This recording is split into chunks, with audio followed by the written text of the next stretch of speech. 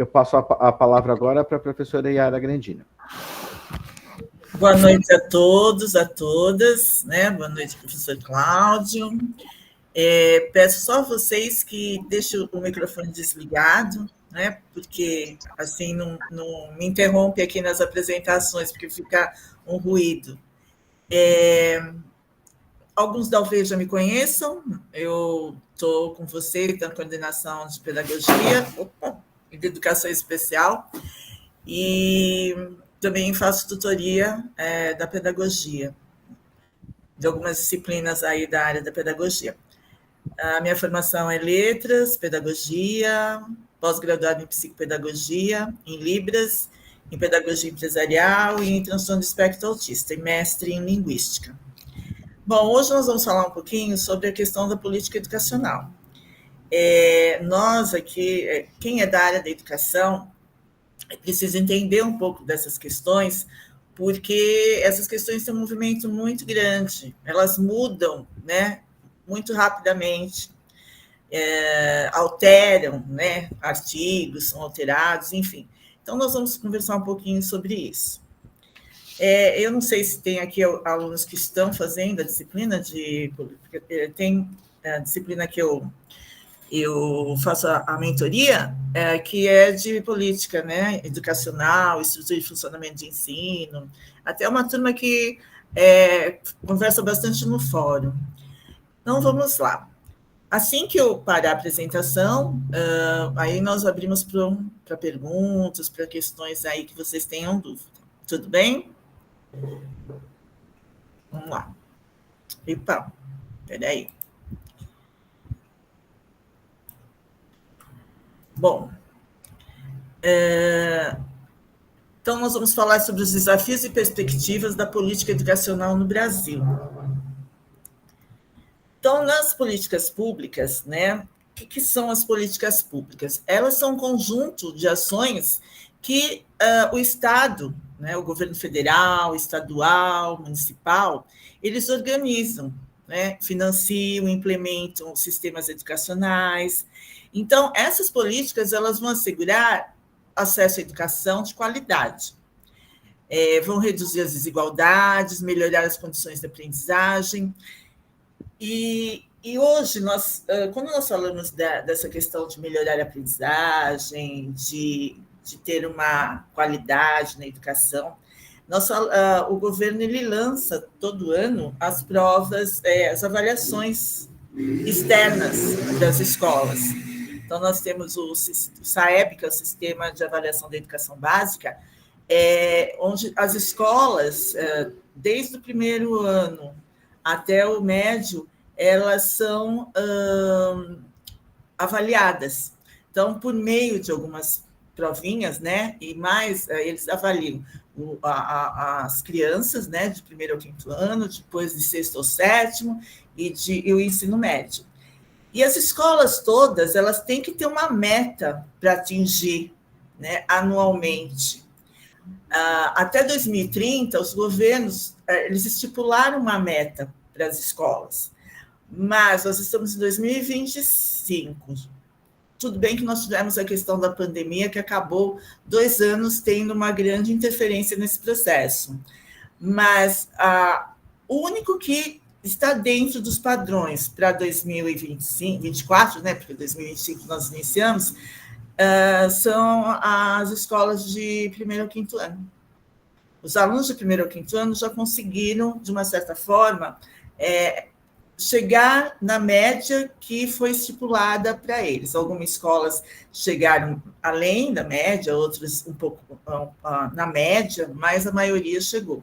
De sexto ao sétimo ano, teve um avanço, mas não tão assim significativo, porque teve uma diferença aí de meio ponto entre a média que as escolas teriam que atingir e o que foi atingido no geral das escolas. E o ensino médio, então, ele está bem ainda abaixo do que é previsto. E por conta disso, os governos eles têm que pensar em metas nessa questão da melhoria educacional. Porque nós temos que olhar a educação num todo. independente de classe social, de raça, da localização, mas sim que todos os estados, né, todos os municípios têm uma educação de qualidade e hoje uma educação voltada para as questões dos estudantes adquirirem habilidades e competências, né? Então, para que eu seja competente em alguma coisa, eu preciso de um conjunto de habilidades. Então, por exemplo, se eu for estudar na área de português, eu pego um texto lá, um artigo de opinião, por exemplo. Para eu escrever um artigo de opinião com proficiência, dentro das características que tem o gênero de artigo de opinião e dentro da tipologia dele, eu tenho que ter o mínimo de regras, né? Vamos dizer assim, eu tenho que saber que tipologia ele é, né? No artigo de opinião, ele é um texto de opinião. Então, ele é um texto que nós vamos conversar com autores, quer dizer, ele envolve uma série de coisas. Então, para que eu escreva esse texto com proficiência, eu vou precisar saber o gênero, saber a estrutura desse texto, ter uma ótima gramática, né? Saber a concordância, tudo mais. Aí sim, aí eu adquiri todas as habilidades, né? Dentro desse gênero, então eu me torno uma pessoa competente para escrever esse gênero. E hoje nós temos aí a educação toda, ela está permeada por meio de habilidades e competências. Uma outra questão que nós temos aí é a redução das desigualdades também, né? Por quê? Nós temos diferentes grupos sociais. Vamos pensar na educação à distância como vocês. Para alguns, poderiam fazer presencial tranquilamente, porque tem uma faculdade perto. Agora, as pessoas, né, que têm os grupos sociais diferentes, né, por exemplo, vamos pegar os indígenas que vivem em determinadas aldeias. Como que eles se deslocam, né, lá para fazer uma faculdade? Muitas vezes não tem um lugar perto. Então, a educação à distância, ela proporciona, né, esses diferentes grupos sociais, além das pessoas que são marginalizadas, né, não só na educação à distância, mas na educação como um todo. As pessoas com deficiência, hoje nós temos a questão da inclusão dentro das escolas, os negros, os indígenas, isso é inclusão, né? Incluir todas as classes, raças, gêneros, etnias.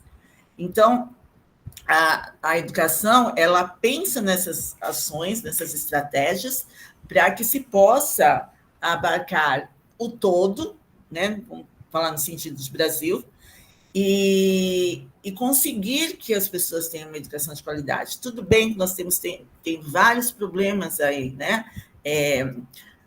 E nós vamos ver um pouquinho disso. Uma outra questão é o financiamento da educação. Então, a educação, ela também estabelece recursos financeiros que serão distribuídos para a manutenção das escolas, na infraestrutura, em materiais, em pessoal, tanto privada quanto pública. Claro que a privada ela já tem mais né, ela tem os seus recursos próprios, mas também ela usa de um pouco de investimento desse financiamento da educação. Uma outra questão sobre o financiamento valorização. Outra coisa, a formação e valorização dos professores da educação, dos profissionais da educação. Investir em capacitação. Cada estado ele investe, né, na capacitação dos professores de acordo com os programas que ele tem dentro da região, por exemplo, alfabetização. Existem os planos do governo federal, que é o macro, onde ele investe no Brasil inteiro. Mas existem as especificidades de governo estadual, de governo municipal, que lançam alguns programas para melhorar, por exemplo, o processo de alfabetização. Então, esses professores, quando esses programas são lançados, os professores precisam ser capacitados. Eu não gosto muito da palavra capacitação, eu falo mais formação, né? para que eles possam garantir um ensino de qualidade naquilo que o Estado investiu, o município, e que eles precisam aprender para praticar na sala de aula. Então, é a teoria, né, e a prática ali que vem para a sala de aula. Uma outra questão é exemplos de políticas públicas. Então, por exemplo, nós temos o PNE, Plano Nacional de Educação. Ele vigora cada 10 anos, né? Esse plano ele estabelece diretrizes para o desenvolvimento da educação no Brasil, durante o período de 10 anos. Então, ele tem metas, objetivos ali, onde serão estabelecidos que, dentro de 10 anos, tem que cumprir tudo aquilo que está ali dentro da educação. Eu vou falar um pouquinho mais dele lá no final, até porque agora nós já estamos em 2025 e nós temos agora novas metas que serão estabelecidas, porque se não são cumpridas do plano anterior, algumas elas permanecem e outras que foram cumpridas são reforçadas às vezes e outras entram para, né, de acordo com a necessidade do país, tá? Então, ela trata, por exemplo, de questões de oferta de vaga na educação básica, da melhoria da qualidade, da valorização dos professores, da ampliação do ensino superior, mas no finalzinho, eu vou falar um pouquinho mais. O Fundeb, que é o Fundo de Manutenção e Desenvolvimento da Educação Básica, que é um fundo, né, público destinado ao financiamento da educação básica, porque vai garantir a redistribuição de recursos para os estados e municípios atenderem as regiões mais carentes. Então, de acordo com o município, a cidade que vocês estão, esses dias, no fórum, um dos alunos me disse assim, escreveu, né? A minha região, ela investe bastante na educação. Eu falei, nossa, que bacana, né? Então, quando esses recursos, a região, né, quem está governando ali na região, recebe esses recursos e sabe distribuir esses recursos, é uma maravilha, né? Aí funciona.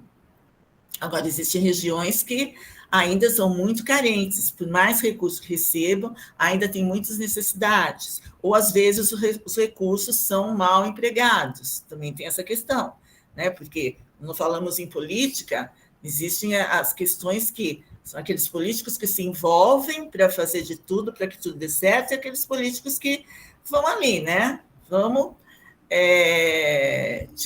levando, que não deveria ser assim. Então, um outro programa que também nós temos aí de política pública é o PNLD, o Programa Nacional do Livro Didático. O PNLD, ele é do governo federal, na verdade, né, repassado para o governo estadual, distribui livros, né, para as escolas públicas, desde o ensino fundamental até o médio. E garante que todos os alunos tenham acesso a esses materiais, né, para o aprendizado. Só que, assim, não é só esse livro que é usado na escola, né, falando pedagogicamente. Existem outras questões que o professor vai utilizar, né? E o livro, ele é mais um recurso ali. E eu, como eu trabalhei em escola durante 32 anos e coordenei a maior parte, né, escola pública estadual aqui de São Paulo, e a maior parte na coordenação, eu vi muito livro sendo desperdiçado. Então, assim, no início eles têm validade de 3 anos. Então, eu usei esse ano, aí eu vou para o 6º ano, por exemplo, o meu colega tem que estar intacto para o meu colega usar no próximo 6º ano. Então, existe uma série de fatores ali que acaba sendo desperdiçado até recurso público, porque tem criança que não toma cuidado, e aí você tem que pedir reposição não vem, aí você tem que pedir nas escolas vizinhas se alguém tem sobrando. Quer dizer, o professor sempre dá um jeito, né, de arrumar as coisas como tem que ser. E a EAD, que é o que vocês estão, que é um incentivo no ensino superior, né? porque vai expandir o acesso e facilitar a educação de áreas mais distantes, como eu falei, a possibilidade de várias pessoas que estão bem longe, que às vezes não tem nem uma internet boa, né? Em comunidades, enfim, de ter acesso à educação. E quais são os principais desafios, né, que nós temos aí nessas questões? A qualidade do ensino. Então, embora o acesso, né, à educação tenha aumentado, a qualidade ela continua ainda sendo um maior desafio, né, que a gente tem. Porque muitos estudantes, principalmente nas regiões pobres, mais pobres, eles têm deficiência, né, que já vem de uma aprendizagem anterior, né, e muitas vezes eles não acompanham, né, num caso, no ensino superior, eles vêm com dificuldades. E assim, para sanar as dificuldades, precisa ele ter muito interesse, muita força de vontade, e quem está ao redor, professores, seja numa EAD, seja num curso presencial, acompanhar essa evolução, né, do aluno. Porque o que nós queremos é que tenha um ensino de qualidade, que o aluno evolua, mas nem sempre isso acontece. Uma outra questão são as desigualdades regionais.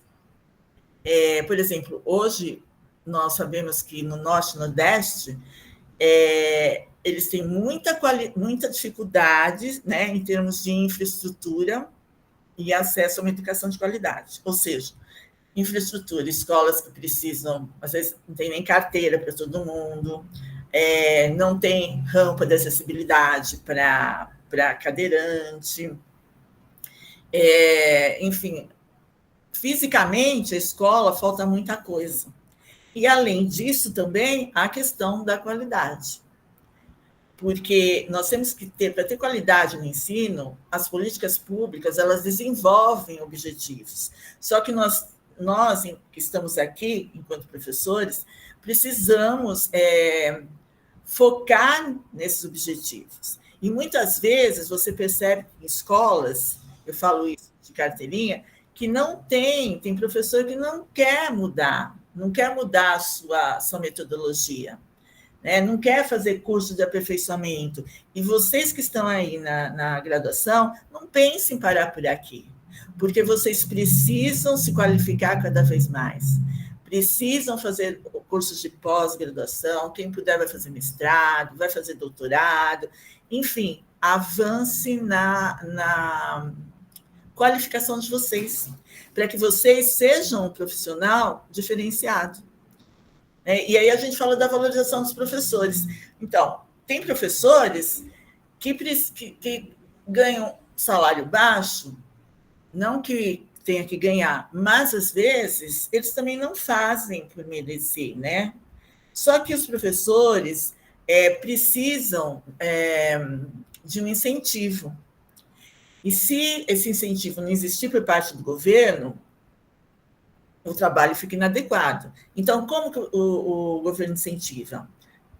Dando cursos de formação dos professores, mostrando novas metodologias, né? Mostrando como que é importante trabalhar com uma didática diferenciada. E, às vezes, o governo também não tem um dinheiro, né, para investir nessa qualificação do professor, né, que vai atender às necessidades de uma educação melhor, e também nem para aumentar o salário do professor. Quando eu falei que às vezes tem professor que se acomoda mesmo. Mas isso não significa que ele tem que ganhar baixo. Às vezes se acomoda até por muitos anos de carreira, por não ter algum incentivo, mas para vocês que estão aí fazendo formação de professores, eu digo uma coisa: fica na educação pública, na educação básica, né? Pode ser na pública, pode ser na privada, aqueles que realmente querem que a educação mude, querem que tenha uma educação de qualidade. Então, aí sim vai ser um professor que vai lutar para isso, apesar das questões governamentais, muitas vezes, não incentivarem essas questões, né? Professora Yara, eu posso Oi. só fazer um comentário sobre o que a senhora falou sobre acessibilidade? Sim. Há 2 semanas atrás, nós tivemos o reconhecimento dos cursos de educação especial e letras livres, né?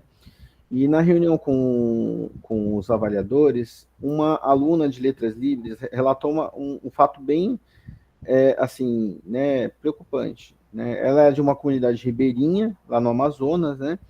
E ela só conseguia acessar as disciplinas do curso, ter acesso à internet, quando ela ia até a comunidade rural, né? Não é nem na cidade, ela ia para uma comunidade rural para poder acessar, né? Para você ver como um abismo, né, de acesso existe de verdade, né? As pessoas que moram na zona urbana têm mais facilidade, né, de estar frequentando o curso à distância. Já o pessoal das áreas mais remotas, assim, mais distantes dos centros urbanos, tem uma maior dificuldade. Então, isso que a senhora falou da desigualdade que a gente tem hoje, né? Isso está bem latente, né? A gente pegou, estou mostrando um caso, mas existem Tem vários, milhares de né? alunos que estão nessa situação. Eu já peguei aluno de comunidade indígena que ele não conseguia fazer a prova da EAD, porque a internet à noite não tinha, não funcionava, ele não tinha outro período. Ele acabou desistindo do curso por conta disso. E é uma judiação, né? Só mais um recado para o pessoal aqui da turma, gente, essa aula aqui, ela será certificada, tá? Em breve eu vou colocar para vocês o link de acesso do Simpla, é só vocês comprarem o ingresso, é gratuito, tá? Só para vocês fazerem o cadastro, em até 10 dias a equipe de TI envia o certificado no e-mail de vocês. Então é muito importante que o nome esteja correto e o e-mail de envio, né, do certificado esteja correto também. Desculpa atrapalhar, professora, pode continuar. Imagina, só mais uma questão aí da valorização dos professores. Por conta dessa questão que o professor não é tão bem remunerado, né? Ele tem que trabalhar a jornada dupla, às vezes jornada tripla. Então, tem professores que acumulam cargos, prefeitura de estado, né? Ou que trabalham em 3 turnos. Então, tudo isso acaba esgotando muito o professor. Então, se não tiver, né, uma política que seja voltada para que ele fique só numa escola, tenha a condição de ganhar bem nessa escola, de desenvolver aperfeiçoamento, de ter conseguir fazer com que os alunos aprendam significativamente, seria uma maravilha, né? Mas infelizmente ainda a gente não tem isso, né? Uma outra questão aí é a avaliação e o monitoramento, né? Então, as políticas públicas acompanham, né, se a escola está alcançando, está trabalhando de acordo com o proposto pelo governo, né, por meio das avaliações nacionais, Prova Brasil, aí tem o Enem também, né, que para vocês entrarem, poder até ter um desconto, né, ou nem pagar, às vezes, a faculdade, através do Enem vocês conseguem. Todas essas avaliações externas, eles medem a qualidade da educação no país, né? São indicadores, né, de desenvolvimento educacional, com o foco de aquilo que não está bem poder ser ajustado para melhorar. Então, aí que se investe nas formações, né? Nós temos exemplo de 2 países, né, de política educacional de primeira. Um é a Finlândia. Inclusive, tem um livro que chama As Crianças Mais Inteligentes do Mundo e Como Elas Chegaram Aqui. Ele fala da educação na Finlândia. Eu li esse livro, eu tenho esse livro, inclusive está aqui. Ó. Ele é um exemplo, né, de educação bem-sucedida, onde o Estado ele oferece, por meio de investimentos e formação de professores, uma educação de qualidade com currículos focados em habilidades críticas. O livro é bem bacana, porque é uma realidade totalmente diferente da que a gente tem aqui. E Singapura já investe, né, na política da educação técnica e vocacional, porque o foco dela é competir, né, no mercado de trabalho, que os alunos cheguem nesse mercado de trabalho, nesse mundo globalizado, com competência. E para entrar no mundo assim, você precisa aprender, né? E aprender. Oi, boa noite. Boa noite.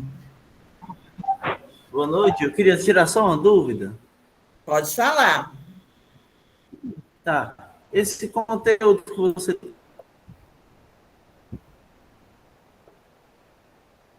está falando aí são conteúdos que estão disponíveis nas aulas, porque tá o exemplo dessa disciplina política educacional, não tem aula 1, 2, 3. Esse conteúdo que está mostrando aqui, que você está explicando, já está dentro dessas aulas? Então... Posso responder, professora? É o seguinte, Thiago, esse conteúdo que é passado nas aulas ao vivo é o conteúdo comum a todas as licenciaturas, tá? Então, em artes, em geografia, em história, né? Então, os 4 primeiros semestres é igual para todas as licenciaturas. Então, a gente traz temas que são comuns a todas as licenciaturas. Essa aula que a professora está dando é da segunda disciplina da matriz curricular, né? Que é de políticas públicas. Então, a cada mês, a gente vai variando o tema conforme a matriz curricular de vocês. Ah, tá certo. Eu tinha outra dúvida para fazer.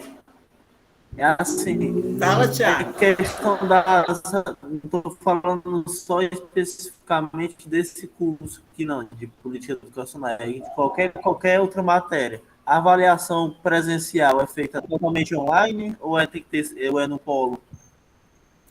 Eu não entendi a sua pergunta, Thiago.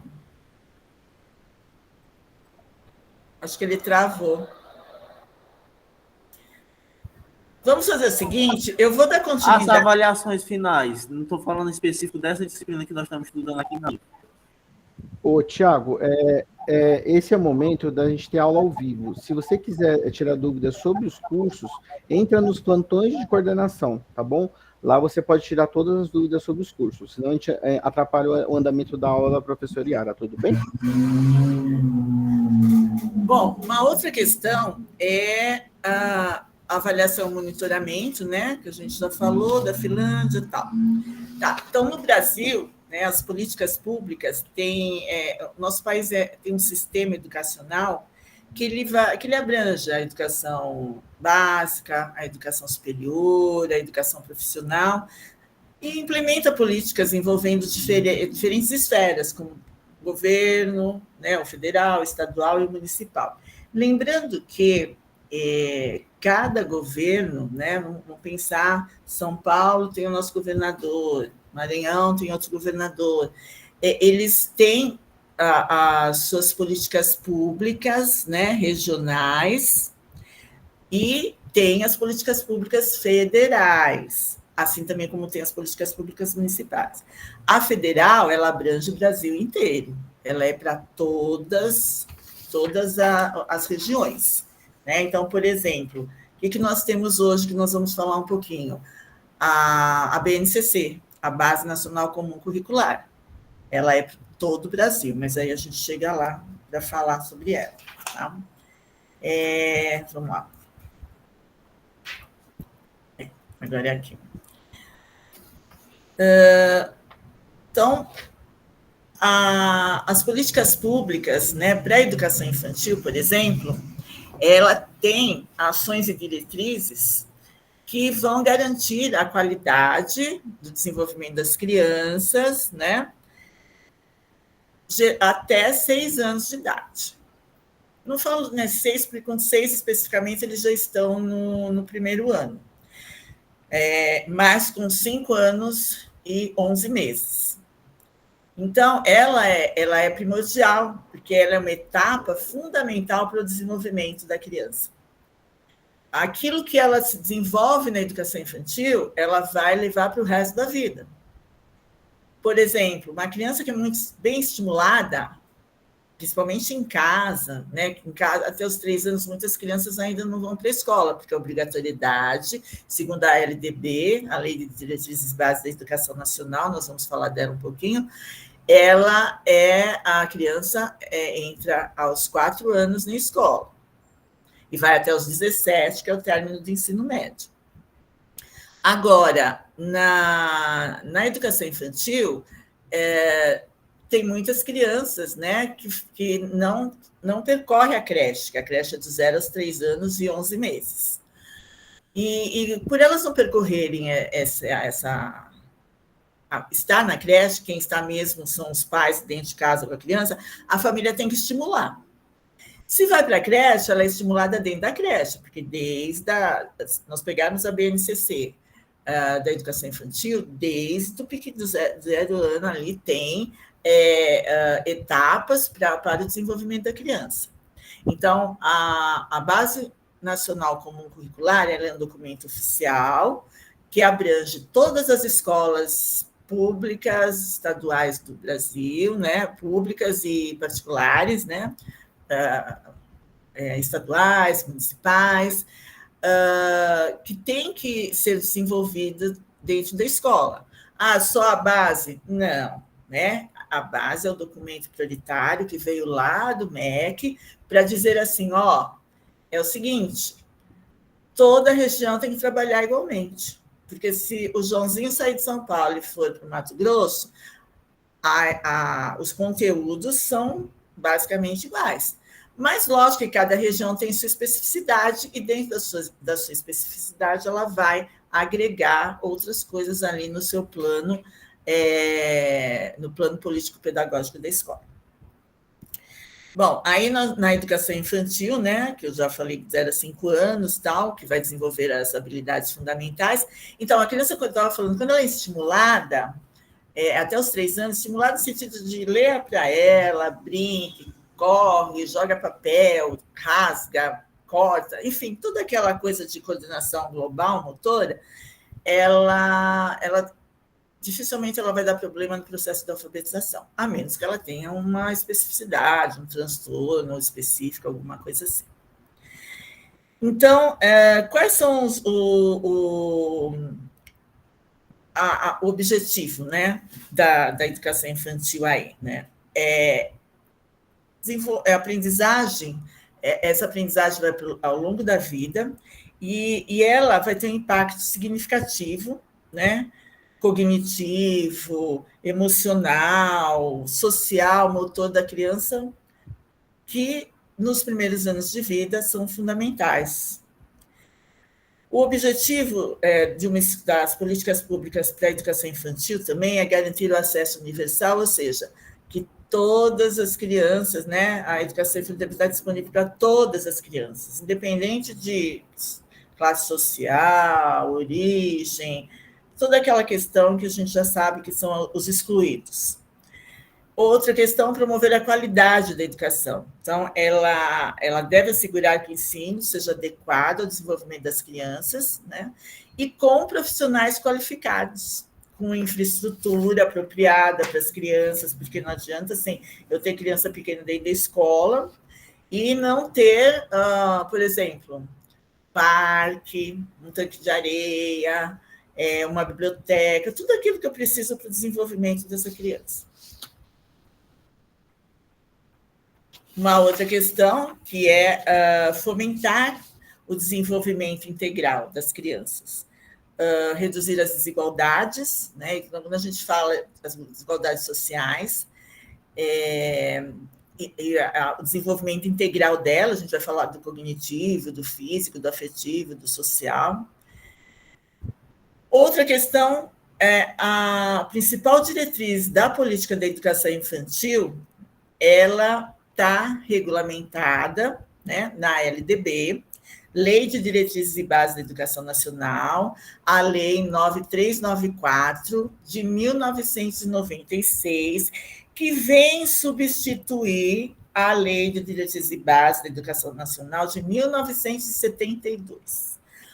Quantos anos de uma lei, né, que existia em 1972, que permeou por vários anos, ela foi mudar anos depois, em 1996. E hoje, nós estamos em 2025, ela já sofreu várias alterações. Quem já estudou a LDB, e baixar a LDB, porque você consegue baixar, só colocar lá, Lei de Diretrizes e Bases da Educação Nacional, vocês vão ver um monte de coisa arriscadinha ali. e já com outra coisa substituindo. Eles não descartaram, mas eles, né, tiraram aquele artigo, por exemplo, ou aquele inciso, ou aquele parágrafo, e já tiraram assim, só riscando e substituíram por outro. Professora, aproveitando o contexto que a senhora está falando, a Caroline fez uma pergunta pertinente aqui, ó. Tá. Como cada estado pode atuar, né, cada um com a sua especificidade, sem descumprir a BNCC? Então, aí é um movimento que as secretarias de educação de cada estado têm que fazer com as escolas. Então, para isso, as secretarias de Estado de Educação, elas têm uma equipe que elas elas formam, né, os dirigentes regionais, porque todo estado tem a Secretaria de Educação, aí dentro da secretaria tem as escolas, então tem dirigentes, não, dentro da secretaria tem as diretorias de ensino, que tem os dirigentes, nessa diretoria existem profissionais da educação que trabalham para fazer formação com os professores daquela região. Então, por meio dessas políticas, porque é uma política pública de formação, ela perpassa por todo esse movimento. Secretaria da Educação, as regionais de ensino, não sei, cada estado muda, né? Umas são diretorias, outras são regionais. Aí, dentro da regional, reúne as escolas daquela região, que são formadas, às vezes, muitas vezes também a própria secretaria convoca, né, todos os professores por etapas para poder fazer uma formação, mas geralmente ele convoca quem? As pessoas que estão dentro das diretorias ou das regionais de ensino para fazer aquela formação específica, e eles ali, que são responsáveis, cada um por uma área do conhecimento, por exemplo, português, matemática, história, geografia e ciência, eles vão e repassam, vão fazer a formação com a região. Então, elas chegam na escola assim, né? Todas essas questões aí, elas acabam sendo discutidas, né? Porque senão não existiria um documento oficial que fosse para todo o Brasil e que fosse descartado. Ele é obrigatório, sim, nas escolas de todo o Brasil. Será que eu respondi a pergunta dela, Cláudia? Acredito que sim. O pessoal está falando aqui dos currículos municipais, né? Estão falando do de Santos e tal. Eu estou explicando aqui que em São Paulo nós temos, né, a BNCC, né, que é nacional, temos o do Estado de São Paulo, né, que é um currículo à parte, e tem o do município de São Paulo, né, da cidade de São Paulo. Isso. Mas todos, né, independente se é municipal ou estadual, tem que seguir a BNCC. Sim. Né, os princípios gerais da BNCC. Até porque eles se conversam, os currículos se conversam com a BNCC, né, porque eles já são elaborados. Como que eles são elaborados? Eles são elaborados a partir dos parâmetros curriculares nacionais lá dos anos 90, a partir das diretrizes curriculares nacionais da educação infantil, ou das do fundamental, do ensino médio, das diretrizes curriculares, de documentos oficiais, da LDB. Então, tudo isso foi estudado e trouxeram partes deles para a BNCC.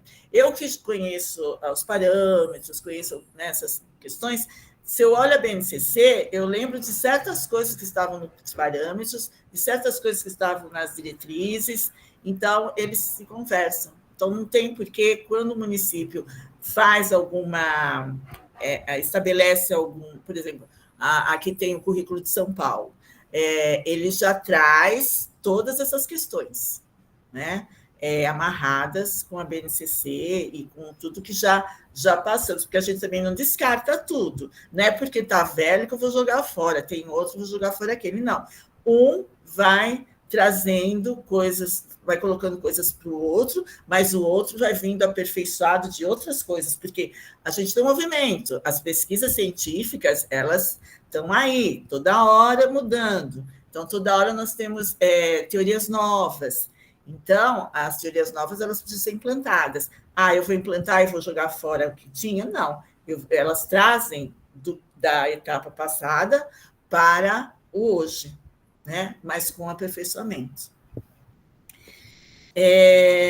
Bom, aí a LDB, né, que ela vai falar das crianças de 0 a 5 anos e 11 meses, eu falo 11 meses para não ter essa confusão aí dos 6 anos. É gratuita, né? A LDB diz que ela é gratuita, e as crianças têm que entrar na escola aos 4 anos, não pode estar fora da escola aos 4 anos. Se até os 3 anos e 11 meses o pai não quer que fique na escola, tudo bem, mas aos 4 anos ela tem que entrar.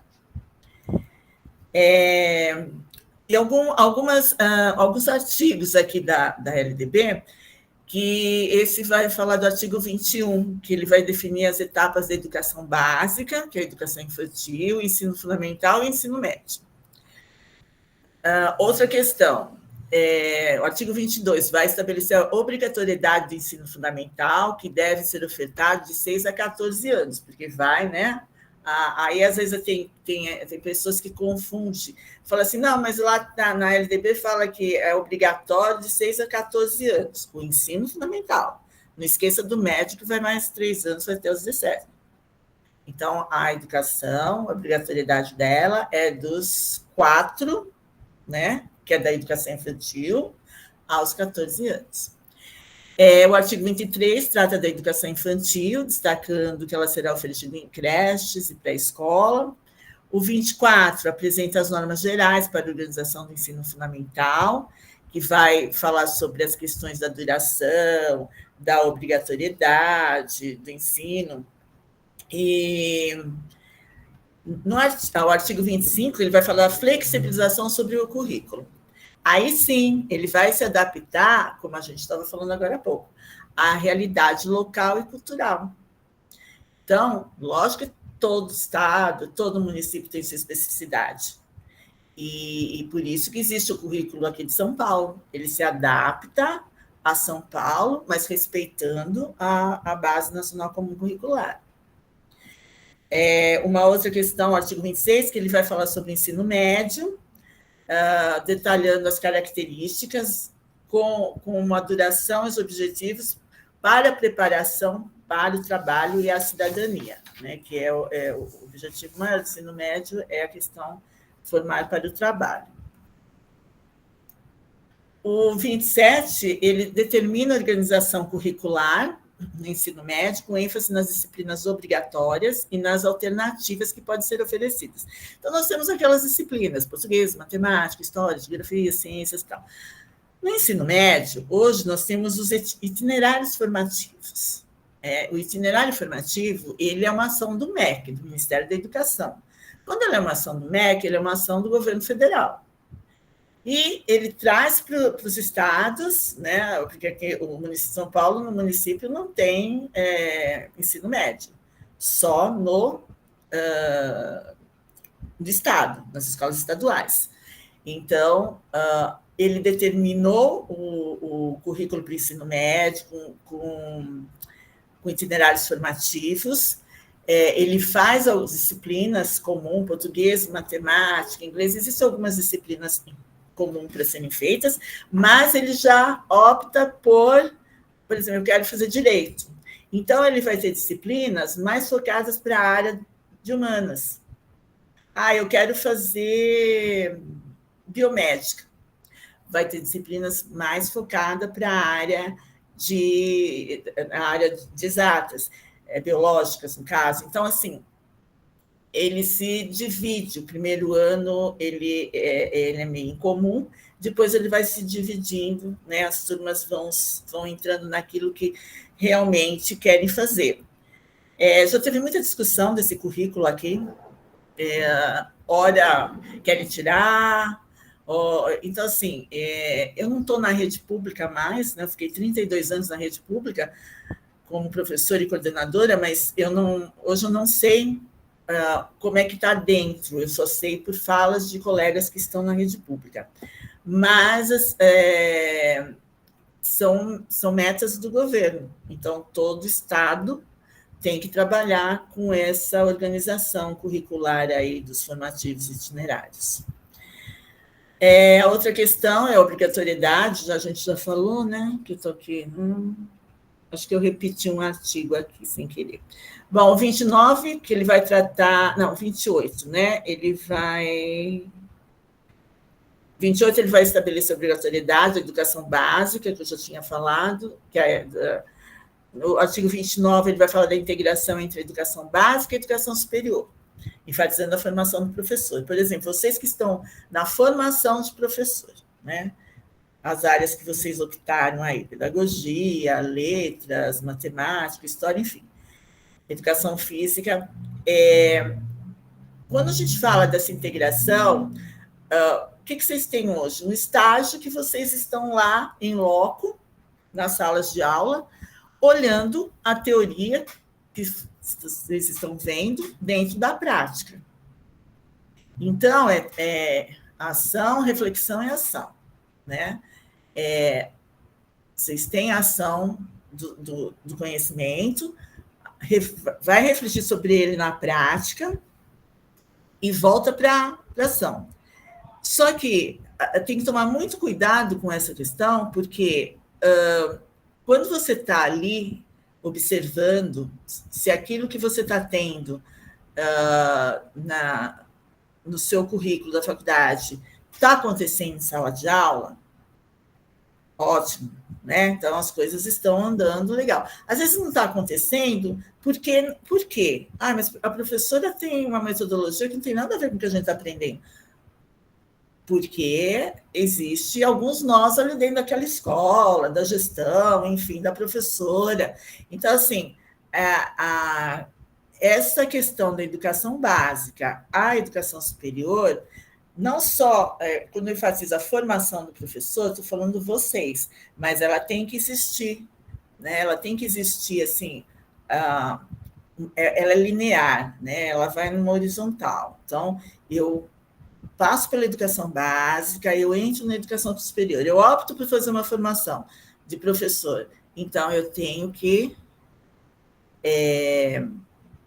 pensar em tudo que eu vivi, e muitas vezes a gente leva para a sala de aula como professor o que você viveu, mas com o tempo você vai percebendo que certas coisas que você viveu lá atrás, elas não estão mais aqui para serem feitas, porque elas já estão com outras coisas novas. Então, é uma reflexão, e tratar dessa integração, ela é necessária. E do artigo 30 ao 38, ele vai falar sobre aspectos administrativos, pedagógicos, vai falar de formação de professor de novo. Olha quanta formação ele fala, sobre o currículo, sobre avaliação, sobre gestão. Aí o artigo 35, né, então peguei esses dois, que vai falar sobre os currículos, que são planejados dentro das DCMs, diretrizes curriculares nacionais, assim como dentro dos cursos de vocês, de formação de professor, tem diretriz curricular nacional para a formação de professor, alguns cursos têm as diretrizes curriculares nacionais específicas de português, para o curso de licenciatura em português, específica de curso de licenciatura em educação física, mas ambas caem na de formação de professor, que vai orientar, né, cada etapa da educação também. Vai estabelecer que a educação básica, no artigo 36, né, ela seja organizada em áreas de conhecimento, e a BNCC ela fala bem de cada área, ela já vem, né, em cada área o que tem que ser trabalhado em termos de habilidades, em termos de competências. E as diretrizes curriculares nacionais, elas são colocadas pelo MEC, Ministério da Educação, do nosso governo federal, e elas vão orientar, né, a construção de currículos das redes de ensino em todas as etapas, tá? Para garantir uma formação, né, dentro das habilidades e competências. Tem aqui o artigo 21 também, que vai falar da legislação da educação básica. e vai falar que a educação básica ela é organizada, ela, como a gente já viu, né, do ensino médio e tal. E aí eu vou assim, o que é? Elas são divididas em artigo, em inciso e em parágrafos, né? O que é o artigo? O artigo é a unidade básica, é aquilo, a lei, como aqui em cima, na lei de diretrizes base, ela traz uma especificidade. Aí ela vem e fala artigo 21. Ela traz o que o artigo 21 está dizendo. Quando ela traz incisos, ela traz aqueles numerozinhos, 1, 2, né? Então, ela vai colocar lá, 1, 9 anos de duração, 2, aprovação dos conteúdos essenciais. E quando ela fala de parágrafos, ela vai trazer artigo 22. Parágrafo, né? Você já sabe, primeiro, ensino fundamental será oferecido aos 6 anos de idade. Então, só para vocês, porque às vezes os alunos perguntam, porque confunde quando você vai ler a lei, o que é inciso, o que é parágrafo, né? O que é artigo.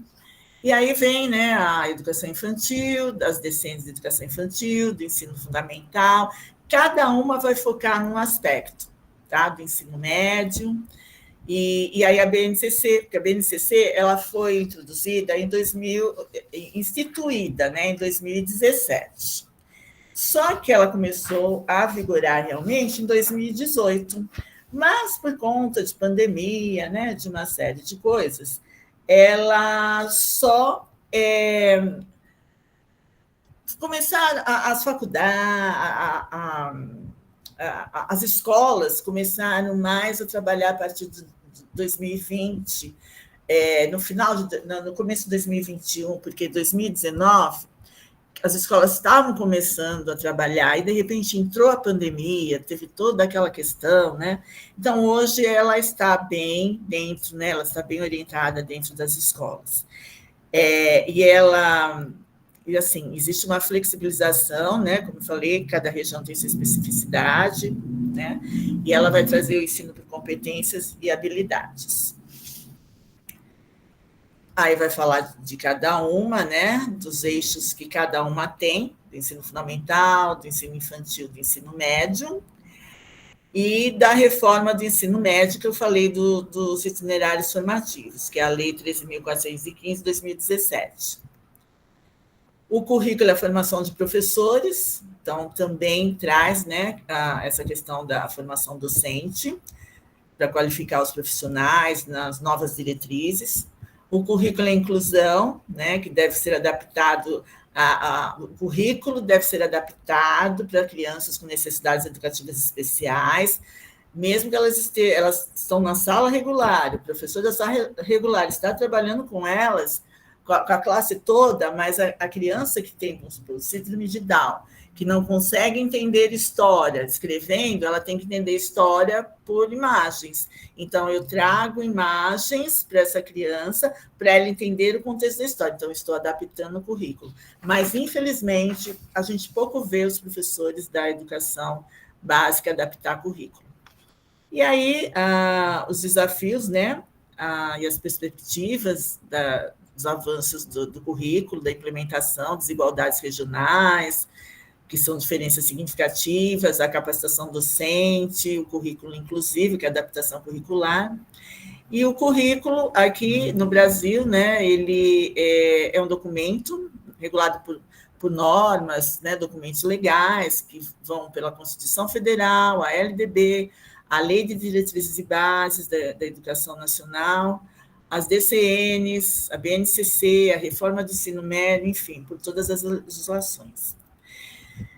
Quando eu falei do PNE, tem algumas questões aqui que eu gostaria de falar, e nós estamos bem apertados de tempo, mas as metas, né, que a proposta ela tem 18 objetivos, 58 metas e 253 estratégias.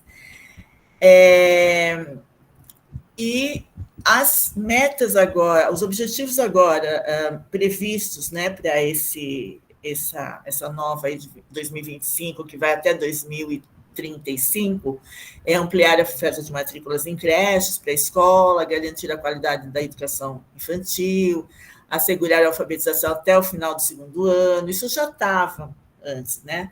Assegurar que crianças e adolescentes jovens concluam ensino fundamental, ensino médio dentro da sua idade, garantir a aprendizagem dos estudantes, né?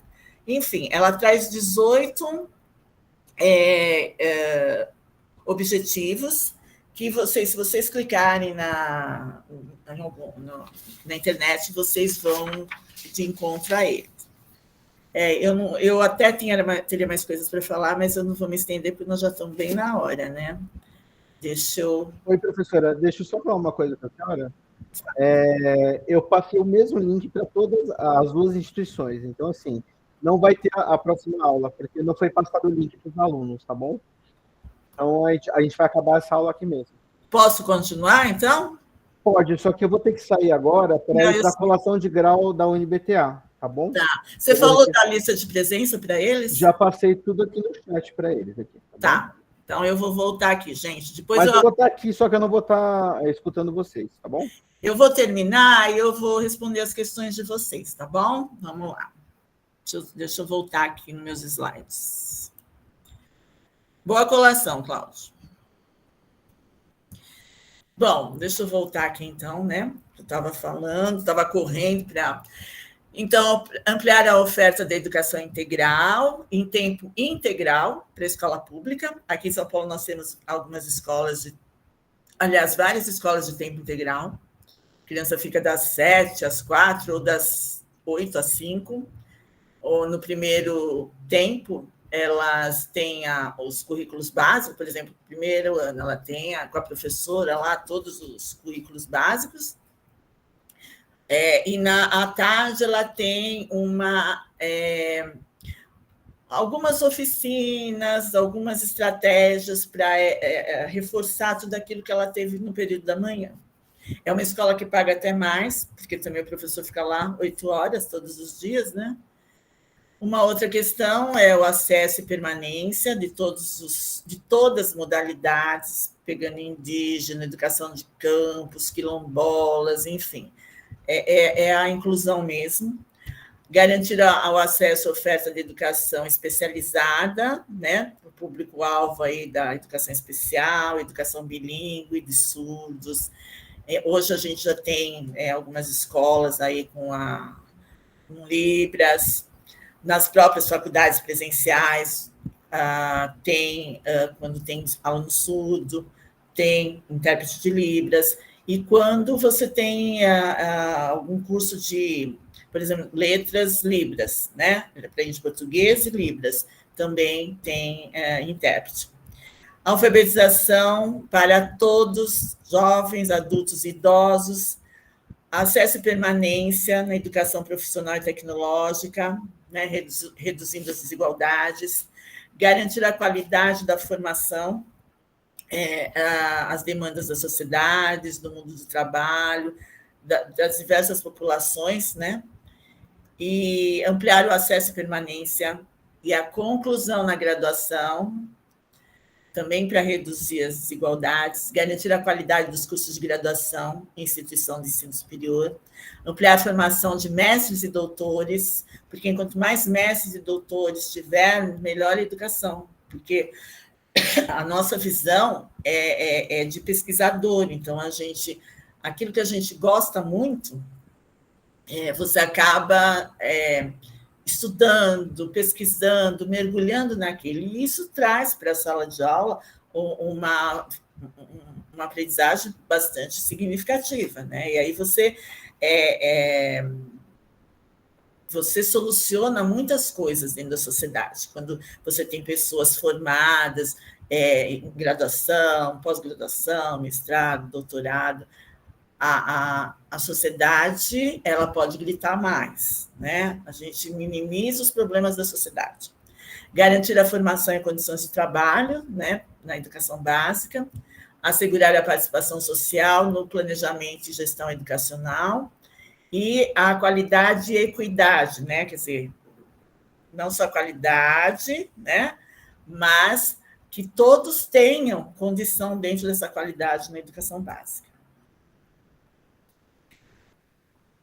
Deixa eu só rapidinho falar para vocês uma coisa, até para vocês terem claro Aí eu já paro a apresentação aqui, aí a gente já se vê melhor. Só para vocês terem claro, a questão da... Vocês falam assim, nossa, professora, como que tudo isso é feito, né? Por exemplo, o PNE, como que ele é pensado, né? A aula está sendo gravada assim, tá? Então, nós temos o MEC, né? O Ministério da Educação e Cultura. E o MEC, juntamente com a Câmara dos Deputados, a Comissão da Educação, Cultura, do Esporte, o Senado, todas as questões políticas lá, né? O INEP, que é o Instituto Nacional de Ensino e Pesquisa, que é responsável em publicar estudos para medir a evolução no cumprimento das metas estabelecidas a cada 2 anos. Todos eles pensam esses objetivos, pensam essas metas, para que possa ser alcançada. Porque, pensando bem, nós temos 10 anos para que essas coisas ocorram. É bastante tempo, né? Só um minutinho, eu já olho o chat, tá? Então,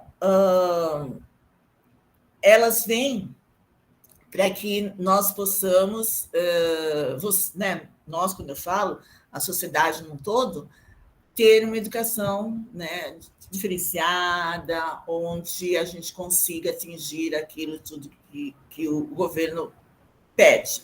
Porque se as escolas ainda não estão atingindo a média que deveria atingir, nós temos defasagens. E se nós temos defasagens, nós precisamos avançar. Para avançar, nós precisamos melhorar num todo, né?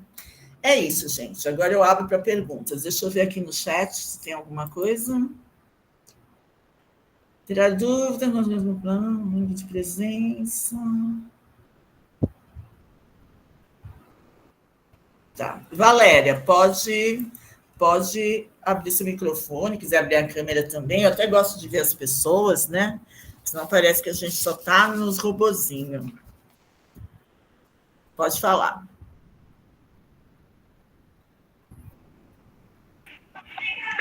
Não, é bastante coisa do que você falou hoje. Eu vivo pessoalmente, né, que eu trabalho numa escola, e aí é igual você falou, né, a questão dos livros que é adquirido, aqueles livros que acaba ficando, né, que não tem uso nenhum. Então, assim, são tudo coisas que tem que ser muito bem pensado, analisado. Eu vejo isso bastante no dia a dia. Quem vive o chão da escola, da sala de aula, conhece bem a realidade, né? É importante porque a gente vivencia. Eu vivenciei 32 anos essas questões. Sim, eu sou servidor geral, né, até o momento. Então, assim, mas a gente, como faz 18 anos que eu estou já na escola como servidor geral, a gente participa dessa parte Eu sei bem. dessas coisas, né? Todo mundo faz parte. Então. E aí, como se diz, tudo que foi falado ali hoje, boa parte eu já vivo praticamente no dia a dia. E aí você diz, né? É a realidade mesmo. Não tem jeito. Né? A gente só tem que lutar para melhorar. Sim, sim. Igual você falou, que a gente tem que procurar ser uma professora melhor, né? Que lugar você é? Não entendi. Qual a sua região? Sou do interior de São Paulo. Então você já está familiarizada com São Paulo, porque interior de São Paulo, São Paulo é a mesma coisa, a educação. Sou de Presidente Prudente. Tá, legal. Quem mais? Deixa eu ver, tem algumas coisas. Pode pedir a palavra, gente. Professora, nós estamos aqui acreditando em uma educação melhor. Tem que acreditar. Se eu não acreditasse, eu não teria ficado 32 anos na educação pública. Eu só saí porque eu me aposentei. Quais são conselhos que você daria para quem está estudando licenciaturas? Faça licenciatura em História. Conselho, se fosse bom, né, a gente vendia, não dava, né? Mas, assim, não vou te falar conselho, vou falar como experiência minha, né? No início de carreira, não é fácil. Primeira vez que eu entrei na sala de aula, E eu tive uma formação boa, porque eu vim do magistério, né, lá no magistério lá atrás. Depois eu comecei a fazer letras, depois que eu fui fazer pedagogia. E logo que eu saí do magistério, eu já comecei a dar aula numa escola pública, como substituta, mas comecei. Eu era bem novinha, peguei uma quarta série na época, e os alunos eram enormes, porque naquela época, 1985, não existia toda essa questão de que o aluno tem que estudar no tempo certo, na idade certa. Não, eles repetiam e ficavam ali, né? E ia de novo, ia de novo. Então, eu peguei alunos de já 3, 4 anos retidos. Bom, eu pisei na sala de aula, eu tive vários desafios durante 2 meses, porque eles me testaram durante 2 meses. E aí, eu cheguei a chorar, gente, falar, sou honesta. Cheguei a chorar, mas tinha as professoras que já estavam há muito tempo e falaram, não, é assim mesmo, iam lá, dava bronca, não sei o quê. Até que eu consegui conquistá-los. À medida que eu conquistei, viraram todos meus amigos, né? Vamos dizer assim, porque roubaram o carro do meu pai, a escola era no bairro, e meu pai no mesmo bairro que eu moro, e o carro do meu pai foi roubado nesse bairro. Eu comentei só na sala de aula. Nossa, ontem roubaram o carro do meu pai. Professora, qual que é o carro? É tal. Qual que é a placa? É tal. Pode deixar, professora. Sem mentira, gente. Quando foi no fim da tarde, esse carro apareceu. Porque eles eram ali da comunidade, ali dos... Porque, né? Então, assim, não, professora, pai da professora não vai ficar sem carro, né? Então, assim, existem essas coisas, existem esses desafios, mas existem coisas que você depois para e fala assim, nossa, né? Eles têm carinho, eles têm respeito, eles começaram a entender o processo ali. E aí, a partir daí, eu fui embora. Eu tive 2 meses, assim, de doideira, né? De falar, mas eu não ia desistir, não, porque era o que eu queria, né?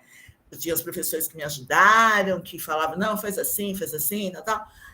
E o primeiro aluno, nessa época que eu levei para a diretora, ela disse para mim, se você não consegue lidar com seus problemas dentro da sala de aula, você não serve para dar aula. Pergunte para mim se mais alguma vez eu levei algum aluno para levar alguma bronca de alguém. Não. Né? Porque, realmente, você tem que saber lidar com seus problemas.